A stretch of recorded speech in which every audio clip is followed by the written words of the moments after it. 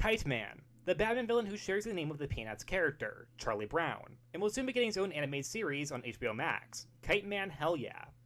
A spin-off from the Harley Quinn show, where Kite-Man was a prominent character in the first 2 seasons, even having a romance with Poison Ivy of all people, before eventually moving on to Golden Glider. He will also appear in the Kite-Man TV show, as will Bane. But where does this iconic, campy Batman villain come from? That, of course, is the Silver Age of comics, which is a trip, especially Batman comics. Zebra Man, Polka Dot Man, Bat-Mite, the original Batwoman, and of course, Kite-Man. All characters who, while are silly, have found a fanbase of their own, who acknowledge and accept the silliness of these kooky characters. A fanbase that I myself am a part of, because I like a lot of these characters. Kite-Man's first appearance would be in Batman issue 133 from 1960. Kite-Man's story is the first story of this issue, while the cover story is the second. And I'll be honest, the promise of Bat-Mite becoming Kathy's agent had me curious enough that I read that story too. Which might be a future video, just a heads up. That, of course, is if you want it to be. The story starts with a rooftop party being interrupted by a box kite flying above them, shooting down bombs into the crowd.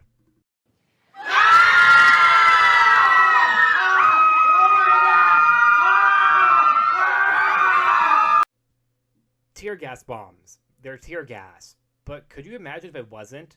Kite-Man doesn't play. Flying up into the party is Kite-Man, gloating about how genius the Kite-Man is. He steals the jewel off a man's head, just as Batman and Robin show up coming up the elevator. How did they know that this was happening? It just happened. How did they get here so fast? Kite-Man all-out sucker punched Batman in the face. One punch! One punch! Robin jumps after Kite-Man, grabbing onto the rope behind Kite-Man's kite. But why does he need a rope attached to his kite? Because that's there for someone to grab onto it and then fly the kite. But Kite-Man is attached to the kite. Therefore, he doesn't need it. And he's the one that made the kite. So it's not just something that came with the kite. He purposely put that there. However, the rope breaks and Robin drops into the sky, but he lands into a giant bucket of water, saving his life. Could you imagine if this is how Robin died? Fighting against Kite-Man and losing. Is it weird that I kind of wish that is what happened? I say that as someone who loves Dick Grayson and is his favorite Robin. But I low-key kind of wish that Robin died here to Kite-Man. Kite-Man's next attack will be at a prison where he shows up in the yard flying a giant kite to break out one of the inmates, who Kite-Man says he was paid to break out. Why, and by who? We don't know, nor do we even know who he's breaking out. I suppose it's not important. Although, does this mean that Kite-Man is a crook for hire? Because earlier in the story he stole that jewel, but was that for himself, or was it because someone hired him to? Or does he both work as an employed crook, but also a freelancer? I mean, no one probably cares but me, but I am curious. Batman and Robin would, however, catch up with the kite, where Batman would use water skis and a kite to somehow drift into the air and land on Kite-Man's kite. Batman is defying gravity and logic in this story, although yet again, he still does all the time, because he's Batman and he can do anything.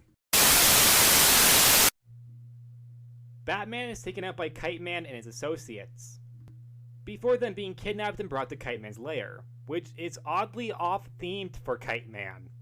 You would think that he would have like a kite wallpaper, but no, just tearing orange wallpaper. Batman makes a bat kite and sends it out the window as a makeshift bat signal, which Robin somehow sees. We also see that Kite-Man's lair is apparently a castle. A kite castle, if you will.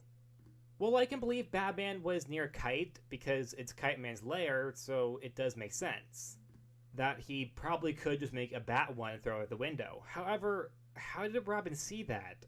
Are they in Gotham? Because if this castle is in Gotham, why wouldn't Robin just go there immediately? Because that is very clearly the villain's lair. Either way, they take out the Kite-Man goons, but Kite-Man himself tries to get away via boat. But Batman uses a dragon kite parachute to land on his boat and take him out. And the day is saved from Kite-Man. This is very much a filler story. We don't even get its actual name yet. Nor will we for decades. While Kite-Man can be plenty of fun, this story isn't really dedicated to the idea of Kite-Man, nor even the story itself. There are plenty of holes that could easily have been fixed, and very notable. For example, how did Batman and Robin know that Kite-Man was attacking the party? It could have easily been said that Bruce Wayne was attending that party. You also could have easily answered the questions of who did Kite-Man break out and who hired him, with just a simple speech bubble explaining it. This story is in no shape bad, however, it's not exactly the strongest Silver Age Batman story I've ever read. Probably not even the top 20. Also, for a Batman story, there isn't much Batman. Now, I'm not saying that Batman needs to be the main character of every single story that he's in, however, this is his comic. Therefore, then you would think that he'd be the main character. However, in this story in particular, he really isn't. Not saying that focusing on other characters isn't a cool idea. In fact, some of my favorite issues are focusing on the supporting characters or villains. However, Kite-Man and Robin are also not very prominent in this issue. And I don't even mean in this story. This entire issue is hardly at all Batman and Robin. However, for this story in particular, there are no main characters in many panels. For example, the party and the prison have more panels of nobody there for the exceptions of extras and background characters than there are panels of those events with the main characters present. It takes more time to establish the setting of the events than actually portraying the events on panel, which is a really odd thing to do. It kind of feels like they thought they had more time than they actually did.